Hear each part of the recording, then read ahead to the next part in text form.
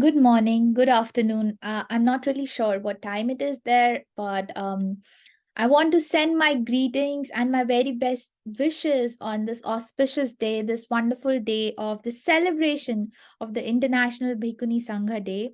I really wish that I could have been there in person or at least do a Zoom live. But I'm currently in New York attending another symposium on early Buddhism. So, before I begin my presentation, a little introduction. My name is Harsha Gautam, and I'm a third year PhD student in the Department of Religious Studies at the University of Texas in Austin. I specialize in the study of early Buddhism and the history of early Buddhism. And I look at the power dynamics, the relationship between the different members of the monastic order, the Sangha, and in that regard, the subjects of my interest are the Buddhist nuns, but also the students. Apart from that, I'm also very interested in the visual representation in the early Buddhist art. So, what I'm here to do today is really talk about the Buddhist nuns, but more so their agency and their capability to self network, which is what is happening right now. So, I will give two examples, one from history from 5th century China and another one from the contemporary times to show that this is nothing new. The Buddhist nuns have been historically capable of organizing networks, helping each other out, uplifting each other in order to get things done.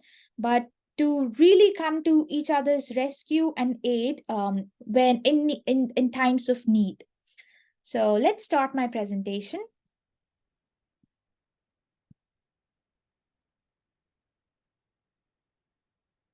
As I mentioned, the title of my presentation is Ties Across Borders, Networking of Buddhist Nuns in Asia.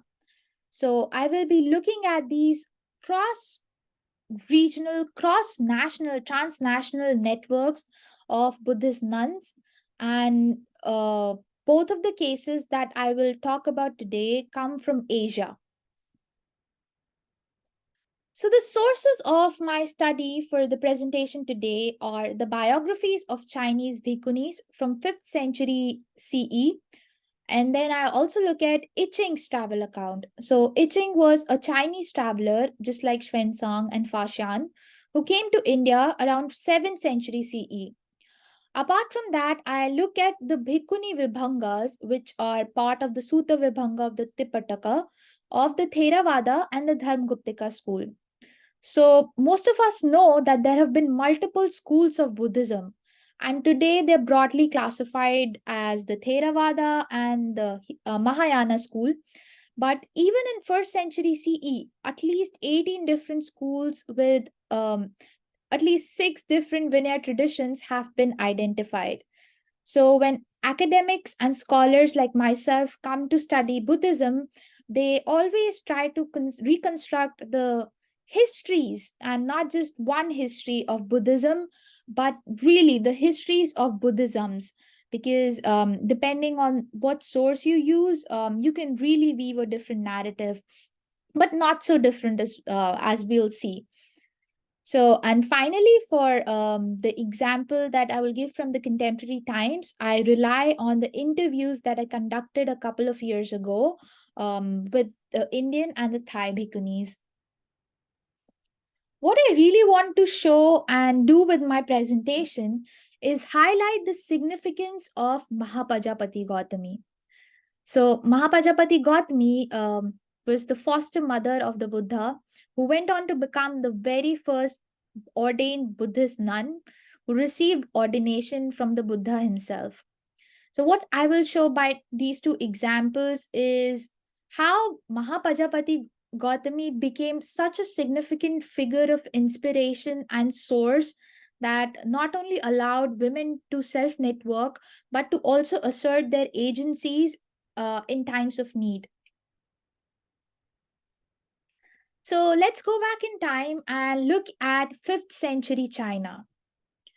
So, according to the biographies of Chinese bhikkhunis, such as Sengkuo and Huikuo, in the absence of a Bhikkhuni Sangha in China, the issue of Upsampada, higher ordination, was a matter of deep concern for Chinese Bhikkhunis.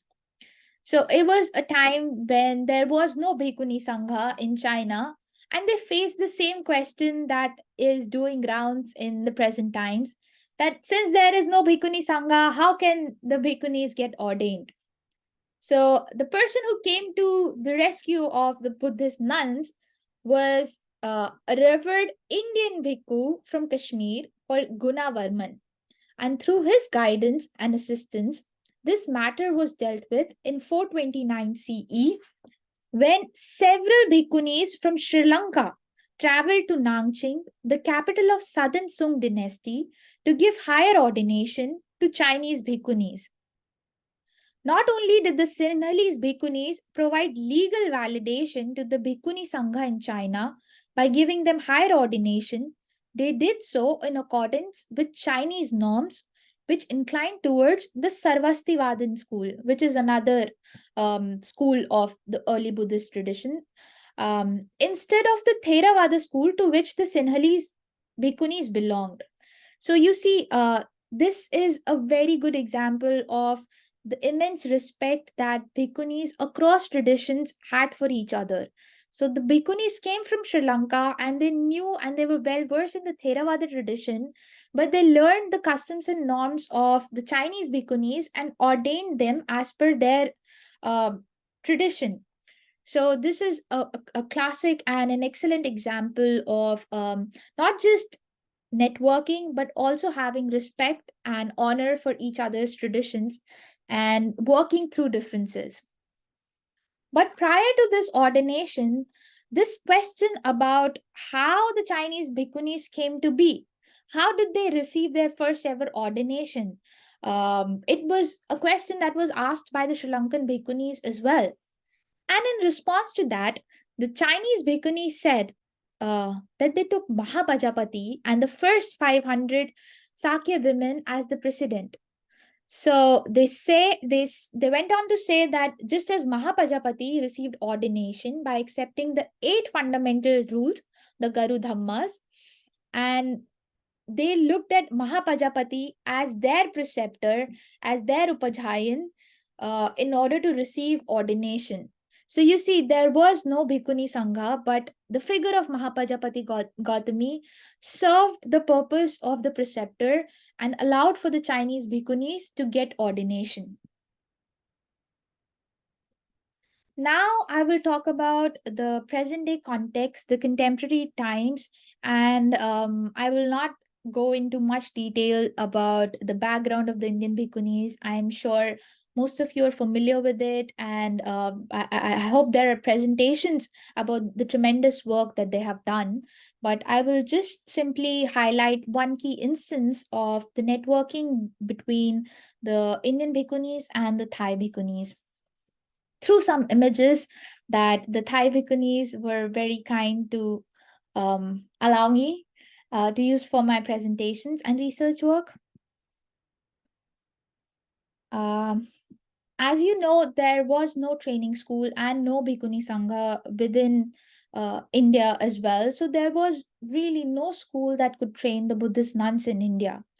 But it was through the encouragement and support of the International Bhikkhuni Sangha, a training program was organized for the Indian Samaneris, the students, the novice nuns, in November 2013.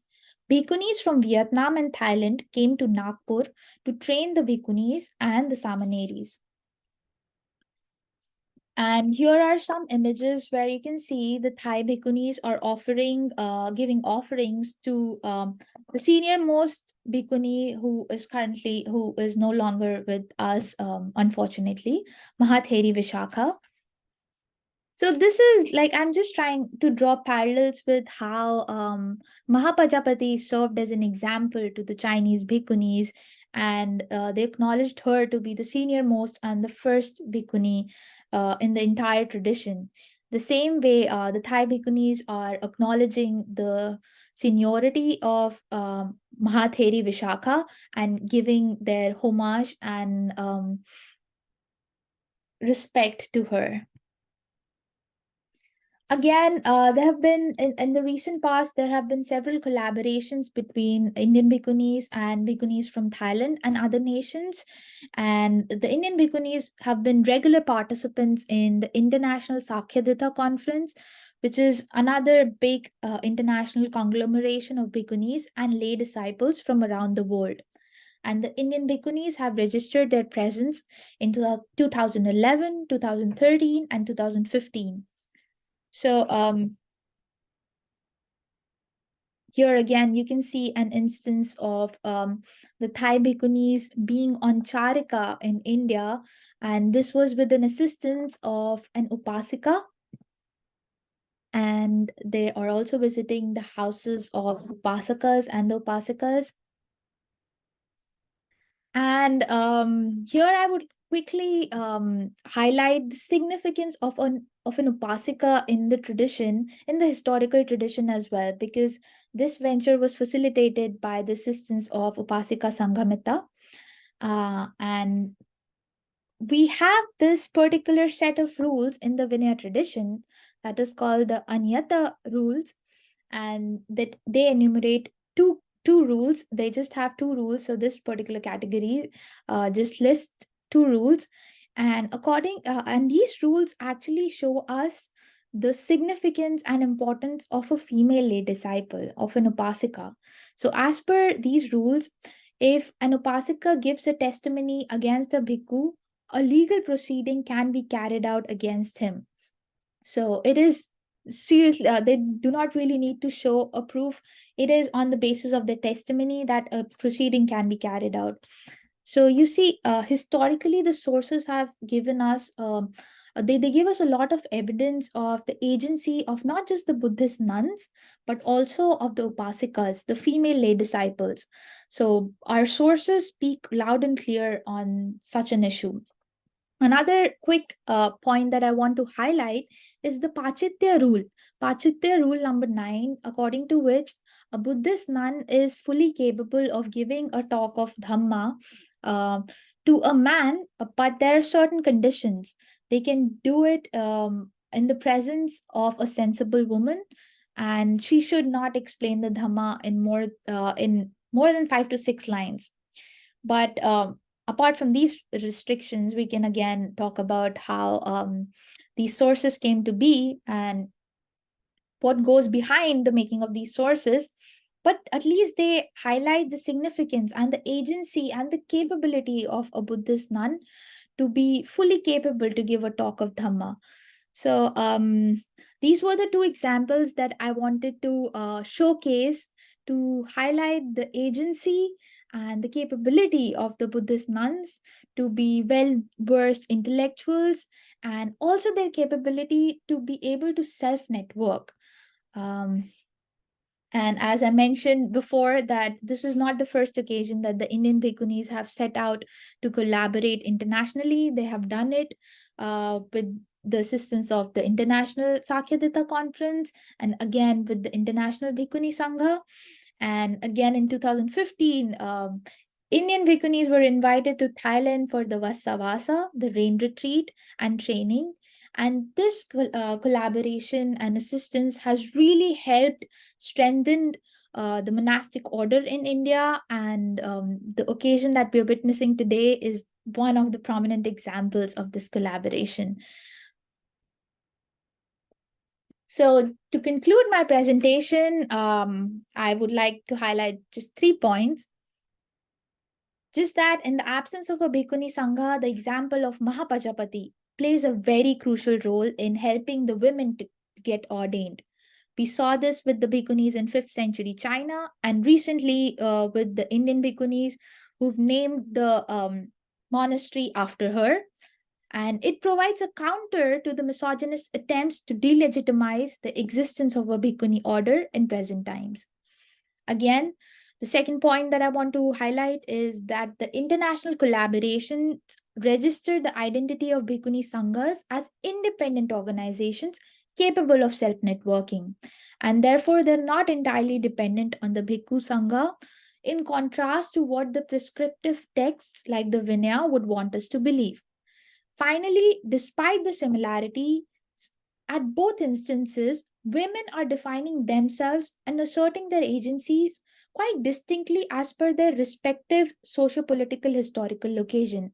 So it's not that they all have to follow exactly the same rules.